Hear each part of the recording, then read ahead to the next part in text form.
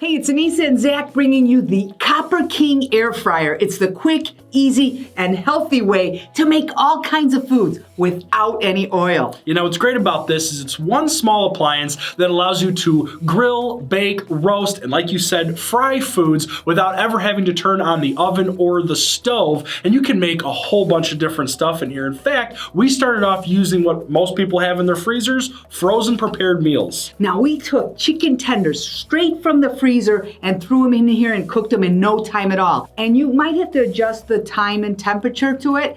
Now, even if you say, I'm gonna cook these in my oven, you have to wait 20 minutes to preheat your oven. Not with this. Now, we actually cooked a side of frozen fries along with those chicken tenders. And one thing I want to note is you can actually fit quite a few French fries in there to feed quite a few people. And the nice thing is only about halfway through, you just had to pull out the basket, give it a little shake so that it heated everything up evenly and made everything nice and crispy. And as soon as you put that basket back in, it actually resumes from the time that you left off at. Super easy and very intuitive. But best of all, they were both so good. The chicken tenders were crispy and fresh, and the fries were like they just came out of a deep fryer, but there's no oil. Obviously, you can do a whole bunch of different kind of pre-prepared frozen food, but the best part about this is making your own fresh meals in here. You can, like I said, grill all kinds of different meats in here. You can roast fresh potatoes in here. You can even bake a cake in here.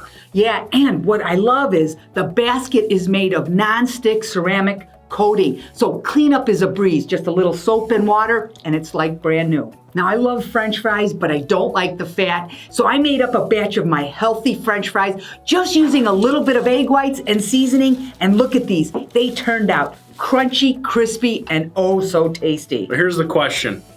How do they taste?